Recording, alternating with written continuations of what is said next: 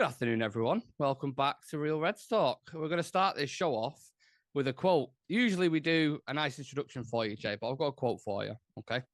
So at the end of the day, it's not about what you have or even what you've accomplished. It's about who you've lifted up, who you've made better. It's about what you've given back. And you have certainly given back to this football and podcast space. So thank you for coming back on the channel. And how are you, you wonderful person? I'm all right. Where was that quote from? Was it? Do you recognize it? Can you say it again? Sorry. At the end of the day, are you saying that just because you want to brush your ego a bit and hear it, or are you saying it? Oh no, sorry, no, sorry.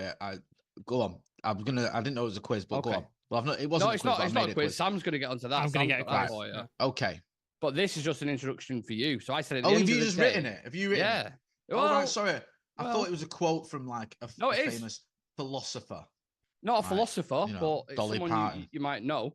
Do you like the quote? Let's just leave it. Yeah. Are we happy with that? Yeah, I think the quote was all right. Yeah, it's good. It's decent. Yeah. Okay. And how are you? I'm good. How are you?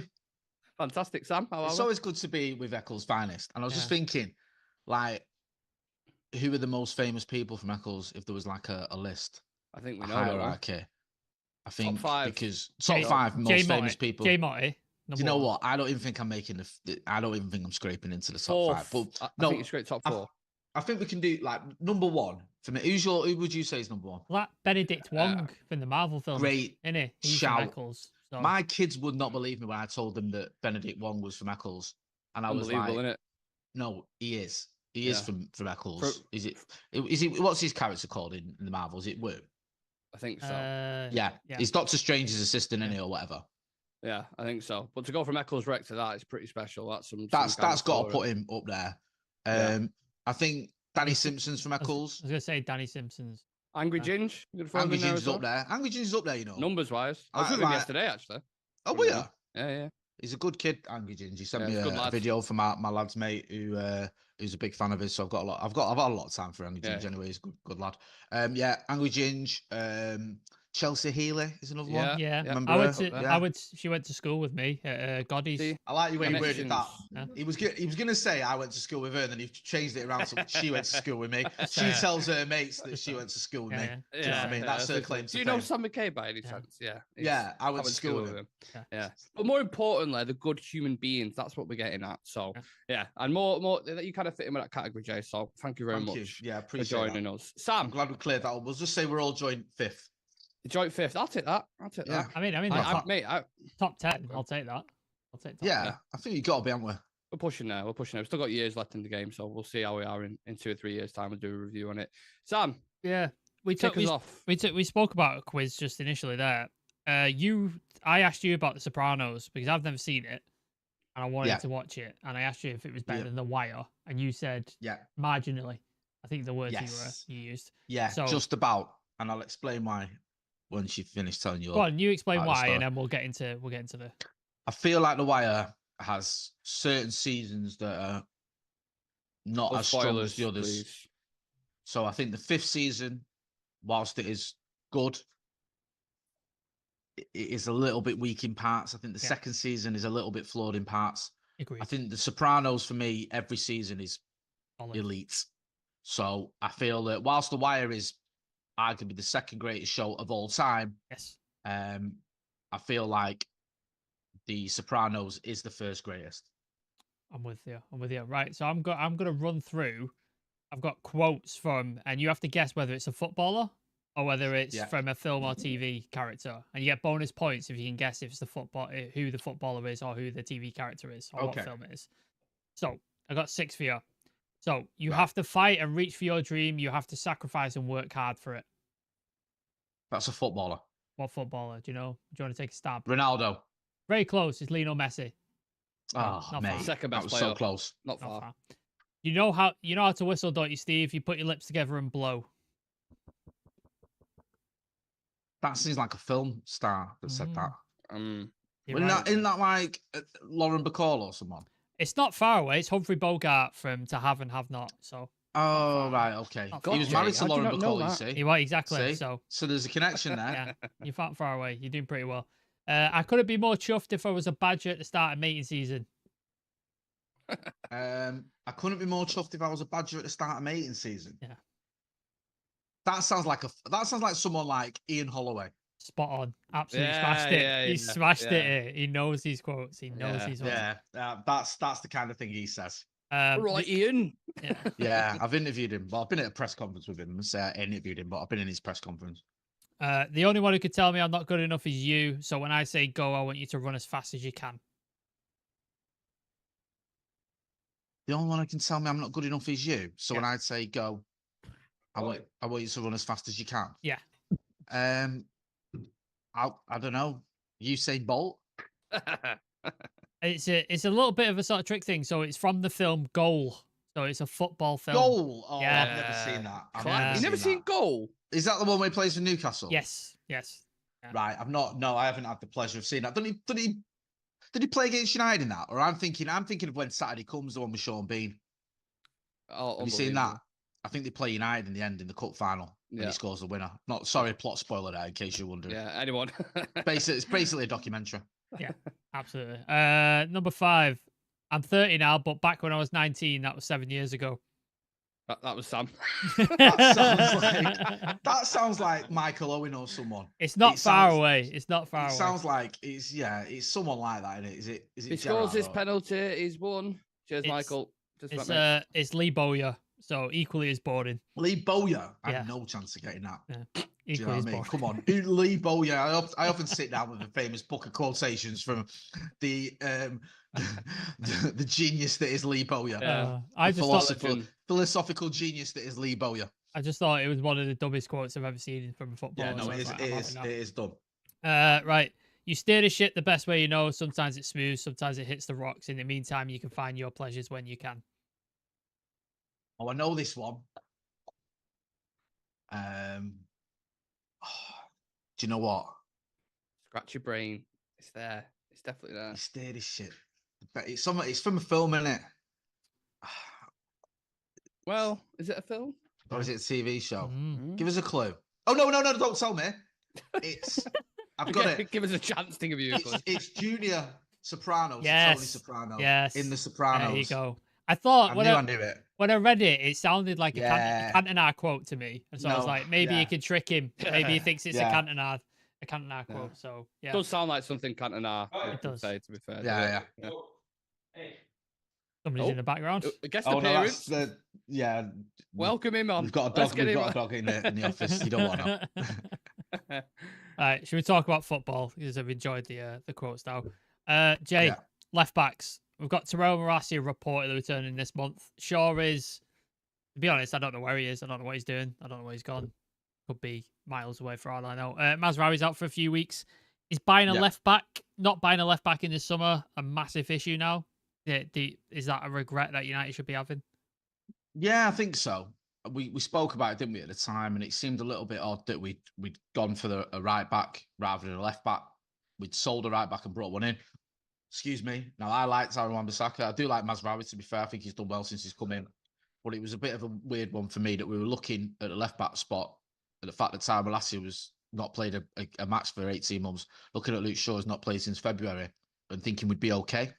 I thought that was a little bit naive. Now, you might look and go, okay, you got Harry Hamas waiting in the wings. Eventually, Malacia and Shaw will be fit, you'd hope. But there's every chance that by the time Malacia or Shaw come back, Eric Ten Hag could be out of a job. It just seemed naive. It just seemed massively naive to rely on two players who there's question marks about him ever getting back to the level he was at, and another one who's just had a horrendous injury record over the last 4 or 5 seasons in particular. I just thought it didn't make much sense to me to ignore that and just think, oh, it'll be okay.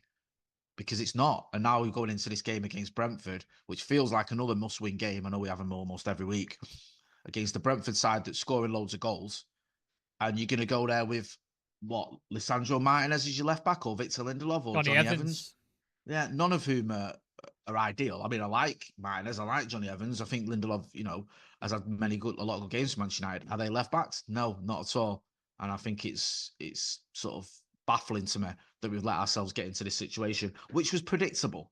Sometimes, like, if you look at it and you'd have gone, if you have an injury crisis where loads of players get injured in the same position, then you can go, okay, you can't see that coming. You didn't know that, but we knew this. We knew this could happen with the left back position, and it has done. So it seems really stupid and naive, and it could prove costly. It could prove fatal for Erik ten Hag. I don't want to be melodramatic, but this is where we're at. You touched on the options there. Who would you feel most comfortable with? Because you said there's Martinez, there's Lindelof who could play there, there's Evans, or you could chuck Harry Hamas into the mix as well. Who do you feel most comfortable with? Because you look at the Porto game, the Europa League, Lissandro and those kind of wide areas, really, really suspect for me. Evans hasn't got the pace. Hamas is very young, and Lindelof's only just come back from injury. So who is the best option there in the immediate future? They're all flawed, aren't they? Yep. Whichever one you look at it. I mean, I do like Harry Hamas, and I think he had a very good pre-season. He's not had any minutes in the first team since then, so it seems a bit of a stretch to throw him in against a decent Brentford side in the Premier League. Probably not. Why do you think that is, though, Jay? Why do you think he's not got minutes? I think, as a fan, you're always, and we've done this before, and I've done it with almost every young player that's played for Manchester United in pre-season and done well. You think, oh, they're ready, or give them a chance, or they're up for it. And I think that, sorry, one sec. I'll just. All right. Yeah. With Hamas. With you're going back further. I remember watching Zidane Iqbal in pre-season. I remember watching Charlie Savage in pre-season. I've seen, James Garner, for example, for under 23s. There was a time when he looked like he was, ready to come into the first team. But then it is a big step up playing in the Premier League for Manchester United. So I think with Hamas, he's still only 17. He's still learning his craft, if you will. There is a lot of pressure that comes with playing for Manchester United for the first team in the Premier League. And the manager might just look and go, he's not quite there yet. And as a fan, you'll always back your youngsters. You'll always think, oh, yeah, but look what he did in the pre-season against, was it like Liverpool and Arsenal? Yeah. But it is it's a reserve team that he was playing against. So it's not the same. You can't treat it as the same. And I think you have to sort of be maybe a little bit cautious with certain young players, especially at 17. It's very young. So I get it, even if I don't necessarily 100% agree with it. And I think you're now in that position where you can't throw him in now. Because if you were to give him minutes, you would have given him minutes against maybe Barnsley. FC 20. That was ideal. So, yeah. I mean, Toby Collier was left back against Barnsley. That probably would have been your best chance to give Harry Hamas some minutes. Or you could have maybe done it against, like you said, FC 20, or maybe even Porto. I know it was a bit of a stretch away in Europe, but you didn't do any of that. So now I feel like you've sort of backed yourself into a corner a little bit. But I think we have to be careful with some of these youngsters, because let's say, for example, you brought Harry Hamas in and he has a bit of a nightmare. That could affect his confidence. It could affect him moving forward. He's obviously still very, very young. It's very rare for a 17-year-old defender to play for the first team for Manchester United. So I just, for that one, I kind of understand it. I understand why Erik ten Hag is probably erring on the side of caution. It makes sense to me, because it's different when you're a winger or an attacker. You can come in and you can have a quiet game, or, miss a couple of chances. It doesn't necessarily cost your team the game. If you're 17, you come in and you have a stinker, you can cost your team the game. It can affect your confidence. So I think that might be where Erik ten Hag's thinking is at. And as a fan, you're always going to go, put him in, throw him in. We've seen him. He's decent. He's great. And he's an exciting player as well, Harry Hamas. He's a front foot defender and he gets down that left-hand side. He's linking up well with Marcus Rashford in pre-season. He does the things you'd want to see from a left back, but we have to make sure we look after the kid. Yeah. Very similar to Luke Shaw and Hamas from what I've seen. Hopefully don't have the same injury record. Jesus Christ. Yeah. I think that the mindset I had with it is kind of like, I'm sick of seeing square pegs in round holes with this team. It always seems to be a negotiation of like, well, he's not fit, he's not ready, he's not thing. So let's stick a guy who doesn't play in that position. But like Jay's point makes sense. Like it does, because if you chuck him in, he destroys his confidence. You may never get him back to the level that you need him to be. So it does make sense. Just wanted to move on to the Fergie thing. You said on socials, Jay, that the decision to axe Fergie was dreadful. Talk us through like how you're feeling with it. Like me and Nick sort of covered it this afternoon, and there seems to be quite a lot of wild takes on it online. Not yours wasn't wild at all, but like just talk us through how you feel on it. I think it was the optics for me that I thought was the dreadful part. I said it just looks bad. This sort of announcement, well, not even announcement, leaked to the press again. So it's not like the club have announced it or the club have made a statement. You've got, I think it was Adam Crafton who broke the story. And he's saying like, again, Adam, who broke the story about Mason Greenwood, Adam, who seems to break the story about a lot of things that go on at Manchester United. And it just, when you see that on a Tuesday morning, Adam Crafton from The Athletic saying, oh, look, Fergie's been basically more or less sacked, it doesn't look great. And I think there would have been a better way to handle it. I mean, you might look at it and go, I've seen a lot of people saying, oh, well, look at the redundancies they've made, or the staff they've let go. What was he actually doing to get this money in terms of actually his physical role? Was he doing anything? Was he, is it just sort of giving him money because he's Fergie? And if that's the case, then do you have to be a little bit more pragmatic, if you can use that word? But I just think it looks bad.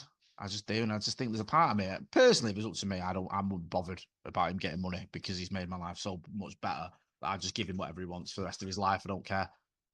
But I think it just, the way it's sort of been broken, especially the way it looks and the way the story came out, you could have done it a lot better than this. You could have done a statement. You could have said mutually agreed that Sir Alex Ferguson, whilst still being a non-executive director or whatever he is, will no longer continue his role as an ambassador.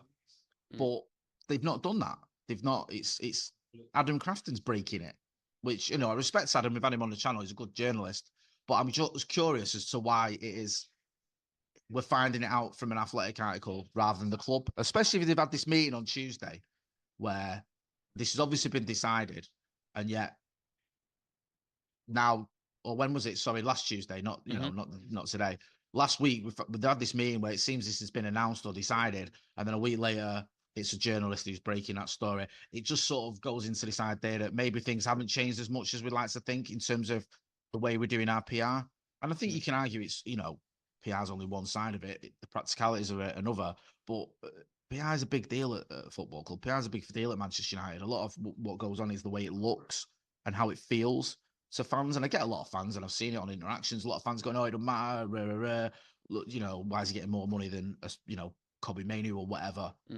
But I just think it wasn't handled in the best way. And I think even if you are going to make that decision, then announce it better, or do a statement, or do something. Don't just let it get leaked and then announced by, The Athletic. It just seemed a bit messy to me. I'm sure Fergie himself probably sat there and a guy who's taken over after, what, we didn't win the league title for 19 years, was it? And then built such a fucking empire. And then for these new guys to come in Ineos into the club, and they're like, yeah, you kind of part your ways. Thanks for being, in charge of this for us. And, we're going to move you on. That side of it, I'm like, I feel it. But I think from a business standpoint, I know it sounds bad, but I think tough decisions like this have to be made in order, going forward into the future. That's the only side of it I disagree with personally. Again, I don't know what your thoughts are on that. Yeah, I kind of, I get where you're coming from. I think that the trouble with someone like Sir Alex Ferguson is he can be very emotive, can't it? Because he means so much to so many people. Yeah. And when you break that down like that headline and the way I'm not criticizing Adam the way it's worded, but you read it and you can look at it and go, all right, they've more or less just sacked him. They've took him into this meeting and they've told him, and then other little snippets of it where it's like, oh, he'll still be allowed in the ground. Of course he's allowed in the ground. Yeah. I don't think us three are allowed in the ground. Why wouldn't he be? Security be like, just... no. Yeah, fuck off, mate. You? Yeah. Like, Alex, you say your name's Alex? Yeah. No. Sorry, mate, you're not on the list. Oh, hang on a minute. Just pointing, that's my name there on fucking stand. Do you know what I mean? It can be one of those where you can get like, what is this? I just feel that ultimately these decisions, right? The decisions about the redundancies, the decisions about bringing in the people they've brought in, the decisions about sticking with Ten Hag, if indeed they do end up seeing that one through, the decision about Sir Alex Ferguson's role, none of it will matter if we're successful. People will look back and go, okay, fair enough. But you have to start delivering. I know it's only early days yet, so I don't expect it to be a turnaround. Obviously, they've been in charge of things for a few months, but if at the end of the season United are sort of mid-table, we haven't won out, people are going to look back and go, what have Ineos done? They've come in, they've laid a load of people off, they've sacked Sir Alex, and we're still no better off as a football club. That's when it's going to really matter, because I think at the minute you've still got that argument that you're having to change things, you're having to do things differently, you're having to make tough decisions, and that there's going to be it's going to be worth it. It's part of the greater good. Fine, okay. You might not agree with it. You might not agree with it, as we've all discussed. But if that is the case you're making, and if it is going to be part of the greater good, fine, fair enough. But if it isn't, if you at the end of the season, you think, oh, we've gone backwards, or, you know, it might even be in a few years, you look back and you go, Ineos came in, they made all these decisions, none of it changed anything, and we're still a shambles, then that's when you're going to suffer. I think at the minute, they'll probably get away with it. And from what I've seen on social media, it wasn't like anyone's going to be a riot or anything. People might be a bit upset, but no one's going to actively stop going to the game or anything like that. It's just, these are the sort of decisions you have to live by. And especially if things go wrong, or if things don't improve, because obviously Sir Alex Ferguson isn't someone who can physically make Manchester United better. Not anymore anyway. But it's this whole thing of changing things. And I would have been like, maybe there could have been a happier medium. Maybe they could have given him some seems a bit daft, this saying tasks. That sounds ridiculous. But maybe they could have found a role for him where he was doing something that was productive. You know, he's one of the most revered men in world football. He's one of the most respected men in world football. Is there not something, you know, if he is an ambassador, can you not have him attending meetings for you, have him going to conferences, have him, I don't know, as part of maybe the task force that's looking in the stand, the ground, whatever. I don't know. I'm just sort of spitballing. But is there not a way you can find something for Sir Alex that makes his role more worthwhile? And I'm not saying run the guy into the ground. He's 82 years old, but I'm just talking about him sort of attending some meetings or something, or being the face of certain aspects of the club. Was that not feasible? I don't know. It just seems like a bit of a weird thing to do, to just say in the middle of October or whatever it is, right, you're done with this role. Do you think there's been a sort of a shadow of Sir Alex looming over every manager that's come in since, and that's affected? I know there's been other decisions in terms of the Glazers spending money and that kind of stuff, but do you think that's affected the managers that come in, because he's always there, he's in the stands, everybody's being compared to him, and he's sort of loomed over the club because of what he did? Do you think that's a factor in their decision? He's still going to be there, though, isn't he? Yeah. Like, and I'd be amazed if he still didn't go to the games. And also, if if you're Manchester United manager and you can't handle an 82-year-old sat in the stands, you shouldn't be managing Manchester United. I know it is Sir Alex Ferguson. I say 82-year-old like he's anyone, but I just feel I think that means more to the media and the press than it should do to the actual manager. I know it can loom large. I think Sir Matt Busby loomed large for a lot of managers. Yeah. And he was still a presence, and he was still quite hands-on. I think he had the ear of the board as well in certain decisions. I think Tommy Docherty, got sacked ultimately. I think Busby might have even been one of the reasons that Docherty ended up going. But I think with Sir Alex Ferguson, he's got every right to go to the game. He's always going to be featured on pictures and stuff, especially when we're losing. And I don't think you can say to him, well, you're not coming anymore because you're going to put the manager off.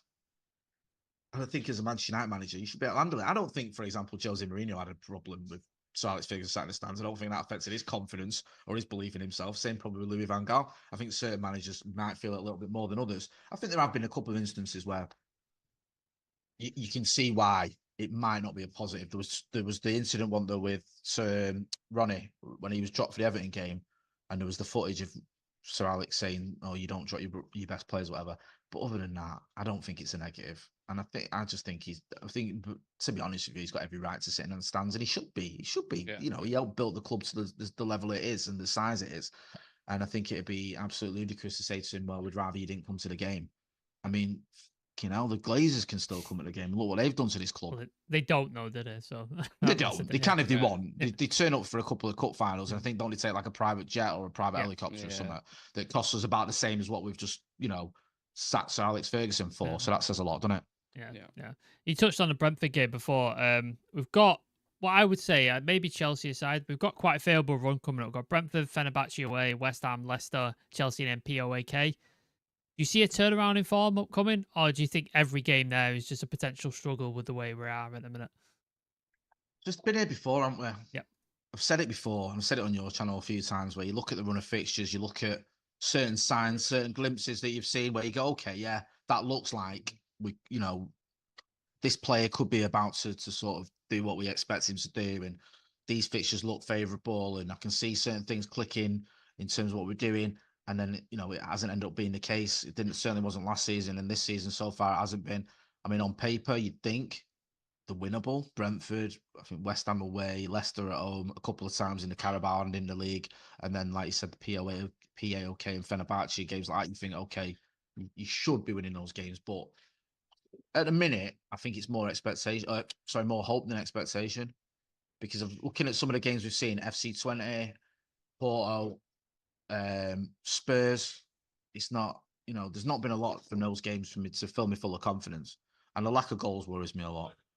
Yeah, there's where are the goals coming from at the minute? Because we're creating some chances. We're not creating loads of chances, but we're creating some chances, and we're not finishing them. And what is it? 5 goals in the Premier League this season. That's not good enough. No, agreed. Well, I wanted to ask you for the rest of the season now, because we've had a shocking start. What's 3 things as a fan? Because obviously you watch the game and analyze the game as much as anyone. What do you want to see now for the rest of the season? What really, you mentioned the goals there. Is it certain selections and individuals? Anything like that at all now for 3 things for the rest of the season? Difficult, isn't it?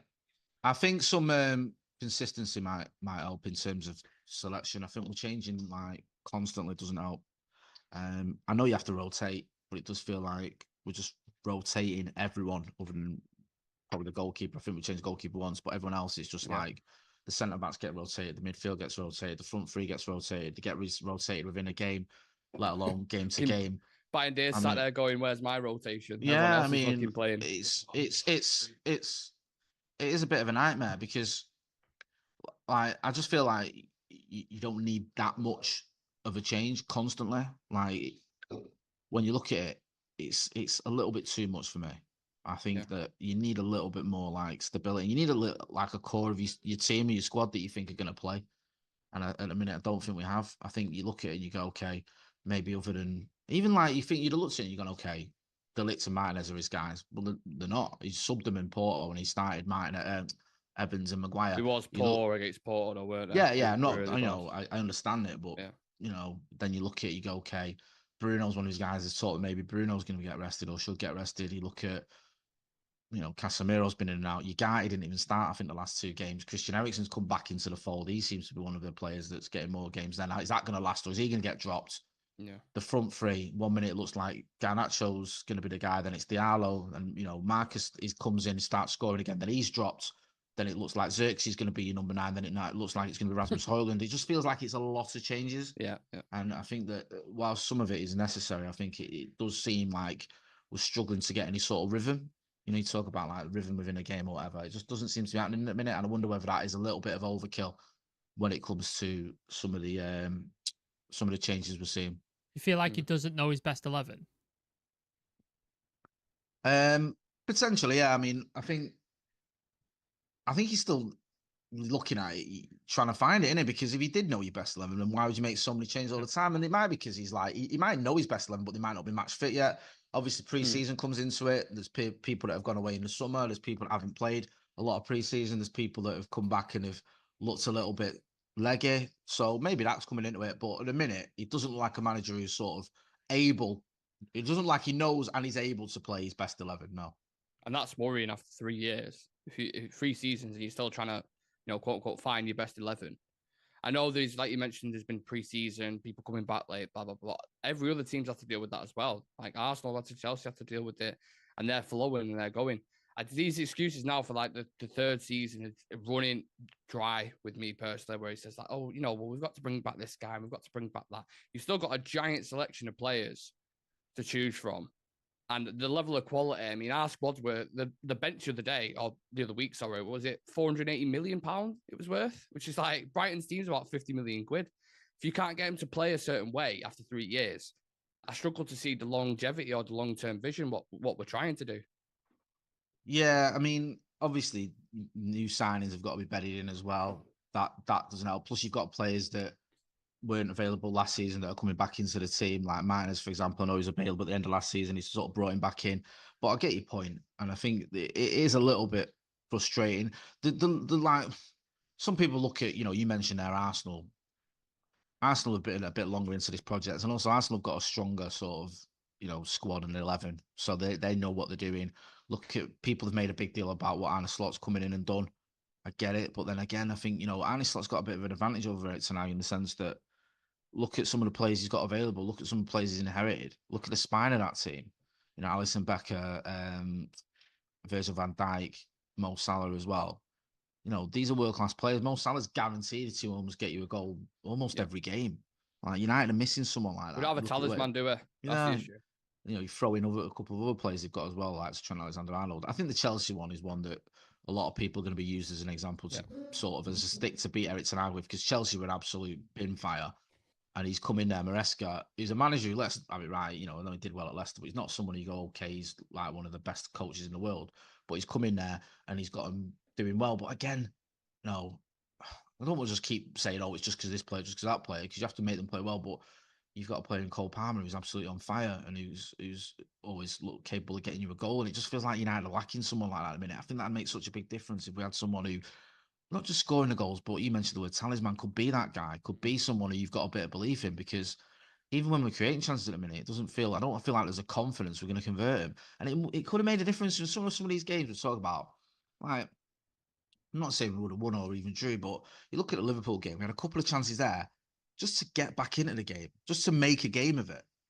Do you know what I mean? That could have made all the difference. I mean, it might not have, but it could have. You could have got a goal back with 40 minutes or 30 minutes to go. You know, we had a couple of very good chances. We've had other games as well where we've had those and we haven't taken them, and then we've ended up losing. So, you know, you look at the Brighton game again, you can say we're a bit unlucky with that decision. With not that it was a wrong one, but with the Garnacho disallowed goal. But you just feel like we could have took some of our chances a little bit better, and then maybe we'd be sat in a position now where we're not looking at the Brentford game again, going, "Is this another must-win for Eric Ten Hag?" Absolutely. Oh God, we were saying before off camera that we can't wait for the international break to be over, but I'm sure by the time that Brentford game finishes, we might be saying, when's the next international break? Fucking November. Can we do not that far, is it? No, it's not.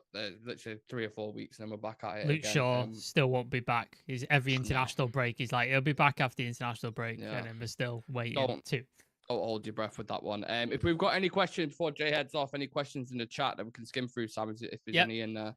He said, Jay, why we've got no left backs? Would you move to a 3-5-2? Back 3, back 5? Is that? I mean, who are your wing backs in that scenario? Is it Delo and Mazraoui? Is Anthony? It? Is that? Mazraoui's out. Sorry, yeah. So yeah. I wouldn't be changing my system to make it work with Anthony. I wouldn't do that. No, I think that's no. I don't know. I think that's a bit of a stretch to suddenly change your system. I mean, and also it still doesn't solve your problem because you still got to find someone to play that left wing back. So I don't know. I feel like it's not really solving a problem. It's just giving you a different problem. If that makes sense. Yeah. What was the other one? Who do you think United employs next manager if they do sack Eric Ten Hag? Do you think Ruud goes with him, or do you think he stays on as the interim?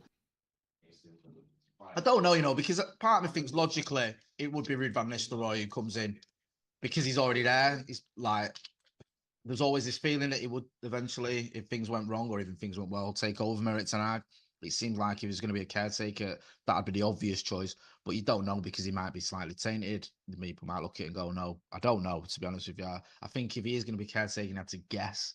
You guess Ruud van Nistelrooy. I think longer term, could be anyone. Every week there's someone else, isn't there? There's someone else we're getting linked with. You know, there was reports doing the rounds that, you know, the Stuttgart manager turned us down. I don't know how accurate they were. Some of the papers that were reporting that, they're not ones that I'd necessarily say are reliable. But then there's, you know, there's talk of us. Amorim as well, weren't they, last week? Amorim and, the you know, Tuchel's always been doing the rounds and talk, you know, he might go to England and United, you know, might have missed out on him. And it's like, okay, well, what happened in the summer there? I don't know. Even Thomas Frank, I've seen a few papers reporting that one again. That's another one that keeps popping up. There was the lad from Dortmund, Edin Terzic, who's been linked with us. I mean, it just feels like every day there's another name, and you have to wonder whether some of these are just completely made up or there's something in it. I know it doesn't really answer your question. To be honest with you, I just don't know is the obvious answer, because there's no one who's really a standout candidate. We always go back to like when it was Van Gaal. One of the reasons I think Louis Van Gaal went is not just because of the League 4 went to the Dogs, but also because Jose was there. And everyone knew it was like Jose was always destined to manage Manchester United. Doesn't feel like there's a standout candidate for me anyway at the minute. And it might be someone that's not been sort of spoken about or suggested. Sometimes that left field appointment can be the one that is successful. Yeah. No, it's early doors.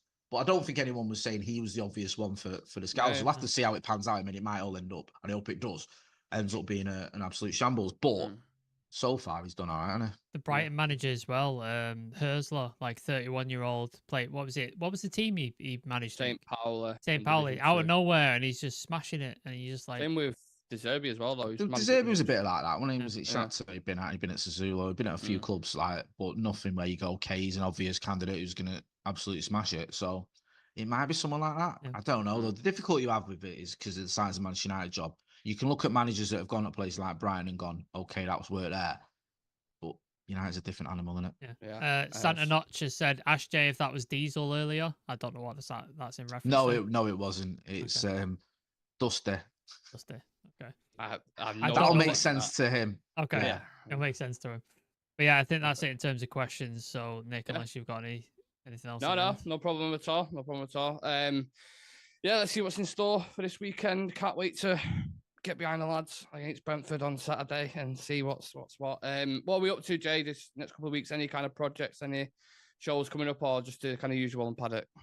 Just getting back to the sort of routine, the grind, innit? Like, obviously, we've got Brentford and going to be at Old Trafford for the game of the weekend. We'll be doing some stuff here, obviously, around that with the previews and watch-alongs and all that sort of stuff.